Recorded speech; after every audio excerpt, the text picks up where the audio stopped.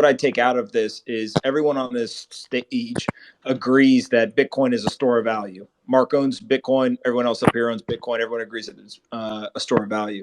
We also all agree that there is a potential path to Bitcoin becoming a global medium of exchange. I think the major difference is Mark assigns very, very small probability to that occurring. Most people up here assign a much higher probability to that. And then the last big point is everyone up here from the Bitcoin community is talking about Bitcoin as a monetary asset, right? A store of value, eventually a medium of exchange. Mark is bringing up the point that other pieces of technology that are competing for technology applications, et cetera. And I think most people in the Bitcoin community would say, yeah, they're very different, right? Ethereum or Solana or any of these other things are trying to solve a completely different problem. And Mark, if I remember correctly, at the beginning of the conversation, you said, look, Bitcoin has no competition from a store of value standpoint, but it's just these other platforms that are, quote unquote, further ahead in terms of serving various applications. Is that kind of a fair summary of where everyone is? What you left out was that store of value, being good at store of value, acts as a boat anchor for everything else because people want to use it for that. It also opens up the door for other applications to do what Bitcoin expects to do.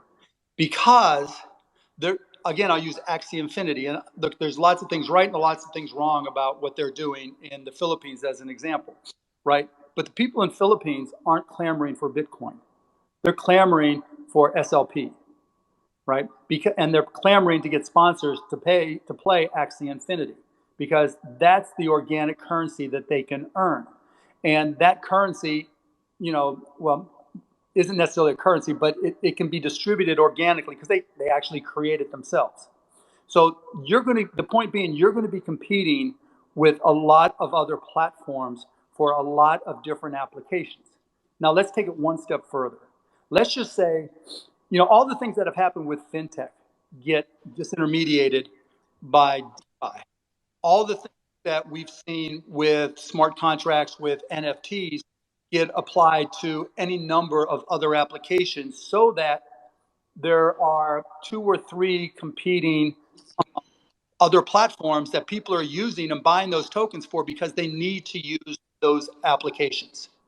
So Mark, this is a really interesting point because I think that most people don't make the analogy, but I would go as far as to say what Axie Infinity is doing is analogous to, let's say, Uber early on paying drivers and riders and kind of subsidizing growth. At some point, if that subsidy goes away, is your belief that the audience or the user base will kind of move on to the next thing? Or is the thought process that these applications will attempt, similar to Web 2 technologies or platforms, to build enough of a network effect to stay and hold people without having to continue to have that subsidy? Depends how big the gets. So the game for Axie Infinity is if they get a big enough community that people, by advertising, they sell intellectual property outside the community so that external money comes in, and then that external money is enough to support the gameplay and the subsidies can leave, they win. That's the bet. Got it.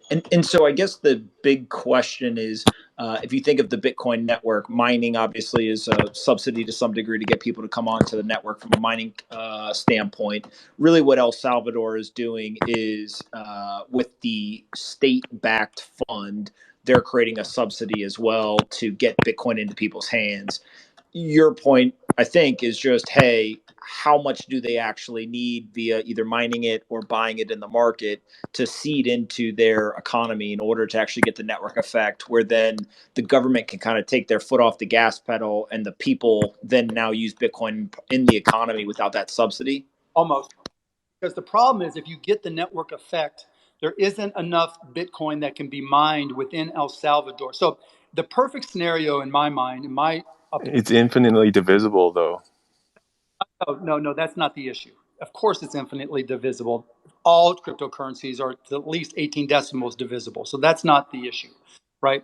The issue is if they grow, the perfect event, that's what I was talking about. The perfect scenario is they can mine enough, the government can mine enough Bitcoin to pay all their bills organically in Bitcoin without ever having to purchase dollars or any other currency to use that to buy Bitcoin. That's the ultimate, because at that point in time, the whole economy is run and managed by Bitcoin, because so much of the employment is government based. Then the people that they mine the Bitcoin, they pay their employees in Bitcoin. Those people buy their coffee in Bitcoin. People, you don't need to be dealing with all the exchange fees, and you don't need to be dealing with the currency translation fees. And you probably need to transfer from Bitcoin to some other USD or some other fiat. So Or Mark, if just a circular economy at that point. yeah, it's self-fulfilling economy. But if they can't, and but Mark, the demand is there. Just the thing to keep in mind, though, is that since Bitcoin works with proof of work, you need to have energy, and not all countries have large energy silos that they're able to trade. So they need to be able to trade other goods and services for that Bitcoin.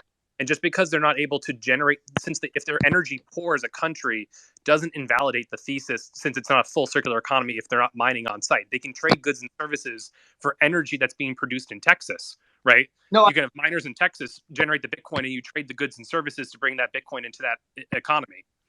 that's fine, but it's going to be priced on dollars. But let's just say, for the sake of example, they can buy some percentage of their goods, and they can buy some percentage of they can barter for some percentage of their Bitcoin in El Salvador using goods and services, right? I forget what their number one resource is, but let's just say they only sell that for Bitcoin, and that increases the amount of Bitcoin that they have available to them organically. The more the demand for Bitcoin, if that demand for Bitcoin outstrips the availability, the organic availability of Bitcoin, then you have effectively a QE set of circumstances where they have to go out there and figure out a way to buy a currency, most likely USD, in order to buy more Bitcoin to satisfy the demand. And if they have to buy more Bitcoin to satisfy the demand, what happens to the price of Bitcoin? And if the people who are holding Bitcoin keep on holding it, given that there's a finite supply with no inflation, you could get to a point where everybody just arbs the shit out of El Salvador by saying nobody sell, right? Which you hear a lot in Bitcoin anyways, and the price the price inflation accelerates more dramatically than they can afford, and they have to go away from Bitcoin. And then all citizens that are holding Bitcoin in their account or have chosen to denominate their savings in Bitcoin are upset. No, but the rest of the world is happy, but all the people who couldn't afford, because you talk about me not being able to relate to people who can't afford to save anything. What do you think all those people in El Salvador who don't have the ability to save are thinking? And what they're saying? They're probably thinking I need to get my hand on a smartphone or get my kids to get a smartphone so that I can start denominating my savings in Bitcoin.